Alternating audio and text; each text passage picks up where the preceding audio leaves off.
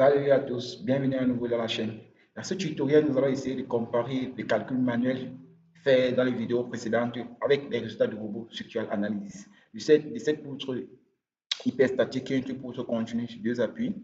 Donc, avec la méthode manuelle, nous avons utilisé la méthode des trois moments pour déterminer les réactions. Ensuite, tracer les diagrammes du moment fléchissant et de l'effort tranchant et de même que les contraintes. En fait, dans le but était de déterminer les contraintes de cisaillement max et contraintes de Norman Max pour ensuite utiliser l'une des conditions de vérification Triska ou Work-Misters pour assurer la stabilité de nos structures. Bon, sans toutefois tarder, nous allons directement passer à la vérification des calculs manuels comme le but de la vidéo essaie de vous faire comprendre. Donc déjà, ce qu'il faut savoir, c'est que de pour la modélisation de ces structures, ceux qui en ont des difficultés, n'hésitez pas à me faire en commentaire. Je vais faire une vidéo qui montre exactement comment modéliser ceci. Mais à ce qu'il faut savoir pour la modélisation, vous avez besoin juste de ça comme données. Donc, c'est-à-dire vous avez besoin du profil métallique, dimension du profil métallique. Vous avez besoin de la portée de la poutre. Voilà, ça la portée. Elle, c'est 6 mètres. Vous avez portée entre travées, c'est 6 mètres. Et vous pouvez voir la force FL appliquée au mi-travée.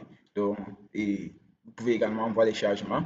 Et pour ce qui concerne les chargements, je vais vous rappeler, avant d'appliquer les chargements, assurez-vous d'avoir créé un cas de charge spécifique. Parce que comme vous pouvez remarquer, moi j'ai deux cas de charge ici. Le premier cas de charge, c'est celui qui prend en compte le poids propre. Or, pour un calcul pareil, nous ne pouvons pas prendre en compte le poids propre. Donc, j'ai dû créer un deuxième cas de chargement avec lequel nous allons faire l'étude. Donc, nous allons directement passer à l'étude concrètement. Donc, d'abord, faire la comparaison entre les résultats de robots structurels analysis et les résultats du calcul manuel des réactions aux appuis, puisque pour nos réactions aux appuis, nous avons utilisé principalement la méthode des trois moments. Donc, pour voir les résultats, une fois ayant modélisé complètement la structure, on lance un calcul statique. Le calcul statique étant fini, on part dans résultats, réaction aux appuis. Maintenant, comme vous pouvez constater les réactions aux appuis, ça va matérialiser cela par des nœuds. Donc, pour mieux voir cela, qu'est-ce qu'on fait? On revient sur vue, on essaye d'afficher nos nœuds. Donc, voilà, nos nœuds étaient déjà affichés, on essaie d'afficher nos nœuds. Nous voyons la première réaction sera au nœud 1, deuxième au nœud 2, troisième au nœud 4. Donc, comme on va revenir sur réaction, vous allez tout simplement voir que les nœuds et ça matérialise la première colonne, ça matérialise les nœuds et les cas de charge. Or, nous avons deux cas de charge. Et le cas de charge qui nous intéresse, c'est le cas de charge mode 2, parce que c'est le cas de charge avec lequel nous avons affecté notre chargement. Donc, avec le cas de charge numéro 2, nous pouvons remarquer que le nœud 1, qui est la réaction ici, qui est le nœud 1, nous pouvons remarquer que nous avons une réaction de 9,98 suivant la direction FZ, VV qui est normale, c'est suivant la direction sur laquelle c'est la direction qui correspond à notre direction Y. Et si on revient là, on va voir que la réaction ici, c'est 9,38. Avec notre calcul manuel, qu'est-ce qu'on a obtenu? Avec notre calcul manuel, on a obtenu Qu'est-ce qu'on a obtenu avec notre calcul manuel? Avec notre calcul manuel, comme vous pouvez remarquer, nous avons obtenu VA égale à 9,88 kN, qui est exactement le même résultat que Robot Structural Analysis nous propose. Vous voyez, on a 9,38 kN. Également, pour les autres réactions, nous allons voir, prenons toujours en compte le cas de charge numéro 2, donc nous avons juste le cas de 2 ici, ceci et ceci. Donc, pour voir, nous avons 14,38 et 46,25. Donc, si on compare les résultats avec le calcul manuel, nous avons exactement les mêmes résultats au niveau des réactions.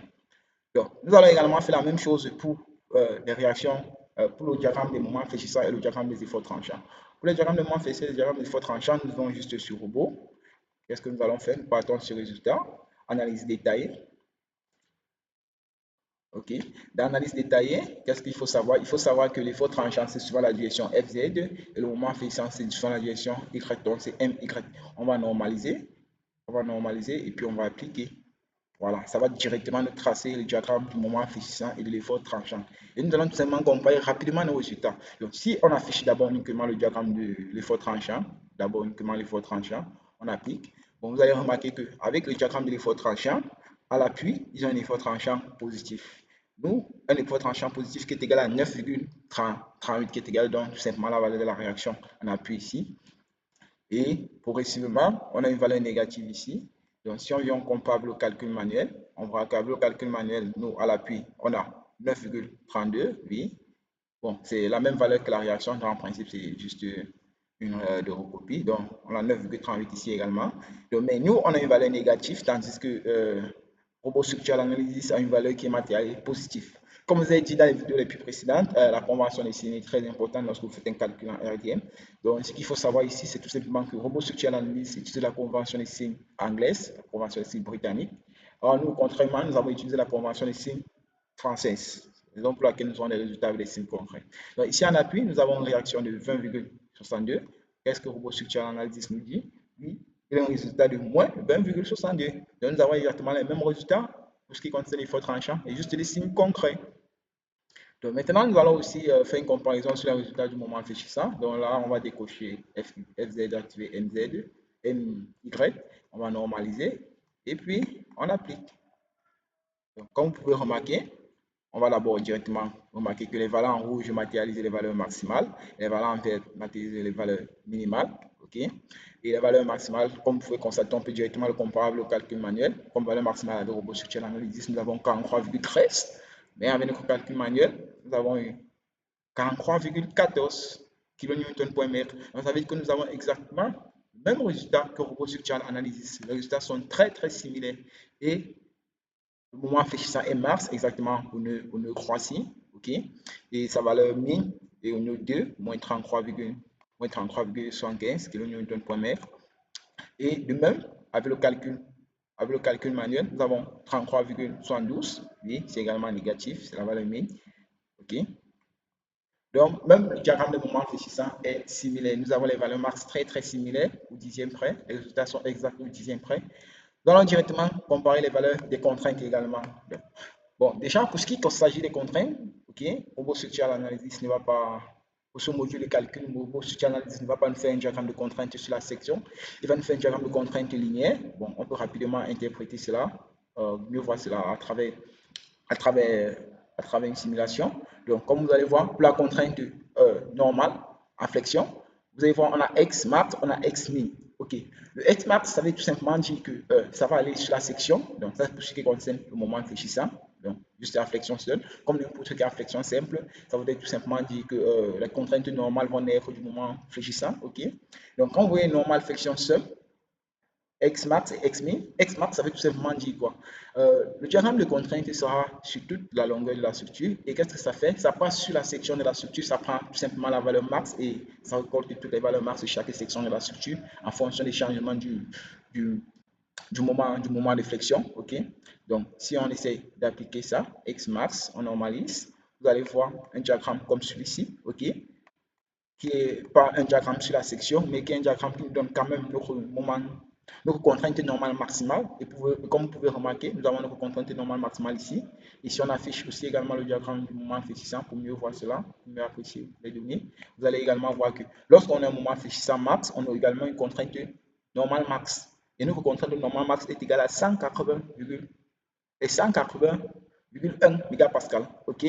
Ou alors méganewton par mètre carré. Donc, comme vous pouvez remarquer, nous avons exactement les mêmes résultats que Robot Structural Analysis. On peut contrôler le calcul manuel. Avec le calcul manuel, comme vous pouvez constater, nous obtenons un résultat de 188,16 mégapascal. OK? Donc, comme je disais tantôt, nous avons une valeur positive et une valeur négative. Donc, sur Robot Structural Analysis, si on veut la valeur négative, on va juste venir sur contrainte là, on va S-min. Vous allez voir, ça va nous donner ces mêmes valeurs, mais en valeur négative. OK? Donc, moins 188,10. Donc, c'est juste ça principalement la différence entre les deux. Donc, vous pouvez remarquer qu'on a également les mêmes résultats que Robot Structural Analysis. On a exactement les très mêmes résultats. OK? Donc, bon, maintenant, comme on l'a si bien dit, on va comparer complètement nos résultats jusqu'aux contraintes de cisaillement. Donc, pour ce qui s'agit des contraintes de cisaillement, nous allons d'abord décocher les moments et les contraintes normales. OK? Pour ce qui s'agit de la contrainte de cisaillement, il faut savoir que la contrainte de cisaillement dans ce cas n'est tout simplement de l'effort tranchant parce qu'on a une flexion simple. Donc, on va juste venir ici sur Robot Structural Analysis, voir cette partie, géocisaillement TZ. OK? Donc, ça veut dire que nous, on va essayer de tracer ceci et nous allons également tracer ceci avec FZ. OK? Pour pouvoir mieux interpréter nos résultats, on applique. Vous allez voir que quoi? Ici, nous avons une contrainte. Donc, là, le premier diagramme, c'est symbolisé pour la contrainte. Le premier diagramme, c'est symbolisé pour l'effort tranchant. Nous allons remarquer que ici, au nœud croix, nous avons une réaction. Bon, nous avons un effort tranchant de 14,38. OK? vous voyez que dès lors que le moment fléchissant, l'effort tranchant, vous m'excusez, dès lors que l'effort tranchant est constant, la contrainte et le cisaillement est constant. Cela, ça s'explique parce que les deux varient linéairement dès lors qu'on a choisi un point sur la section. Donc, vous voyez que dans l'intervalle ci, l'effort tranchant est constant. Nous avons également le moment, la contrainte et le cisaillement qui est également constant. Pareillement là, dès lors que l'effort tranchant est linéaire, la contrainte et le cisaillement également est linéaire.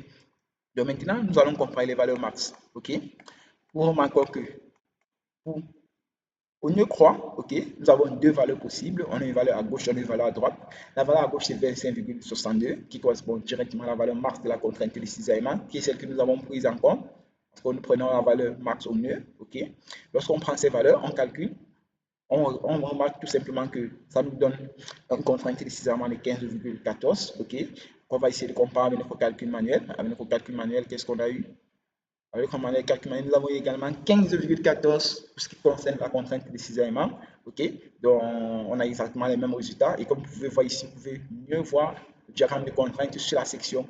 Le robot structural analysis, il va aller tout simplement prendre la section maximale, la contrainte de cisaillement maximale sur la section, et faire un diagramme sur le linéaire. OK?